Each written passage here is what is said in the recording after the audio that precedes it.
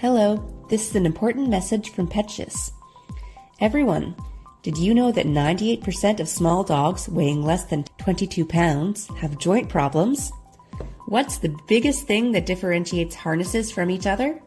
It's where the harness hook hangs. First, let's try pulling from front to back. Many X-shaped harnesses have a leash loop near the neck, close to point B. If you pull at that point, it will exert a rotational force on your dog since the loop is far from the center of gravity. So the front paws get lifted up and all of your puppy's weight will be momentarily transferred to their hind legs, causing them a lot of pain for an instant.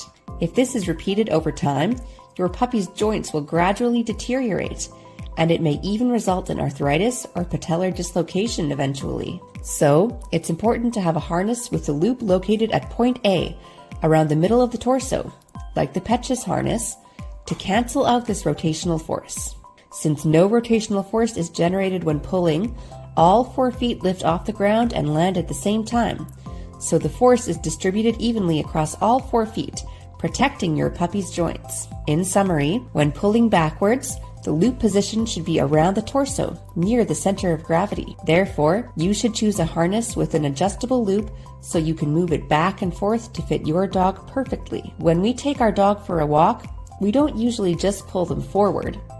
We usually pull diagonally or sideways. Second, let's look at when we pull from the side. When looking from above, it's even clearer why the pull should come from the center of gravity. If the harness has a loop at point B near the neck, the front 2 feet will lift and rotate when pulled. If this happens, the front feet can be scraped when the front legs are swept up, and the positioning of the hind legs can also be painful for your pup. And that's not all. This positioning can also put strain on your puppy's spine, as it is forced into a curved position during rotation. Let's look at some videos of harnesses pulling from point C and from point B, the neck area. As you can see, the body rotates and puts strain on the spine and knees. So the best location is point A, which is near the center of gravity. If the force is in the middle of your dog's torso like this, you can see that no rotational force is applied to your puppy when you pull on the harness, preventing strain on the spine and knees. In summary, when pulling to the side, it is better to have the point you're pulling from at the center of gravity of the body. Therefore, you should choose a harness with an adjustable loop so you can move it back and forth to fit your dog perfectly. We're going to test the force used when turning sideways.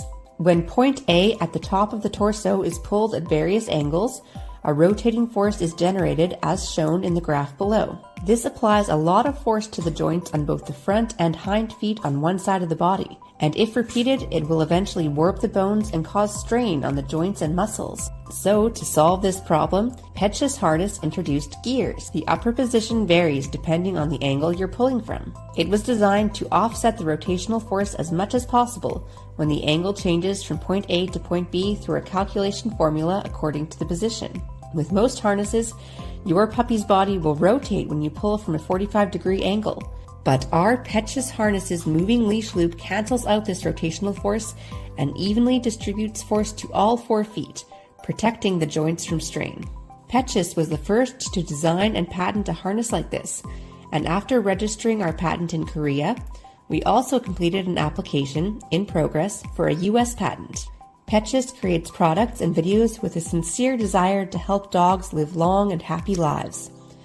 If you found this video helpful, please like and subscribe. Thank you.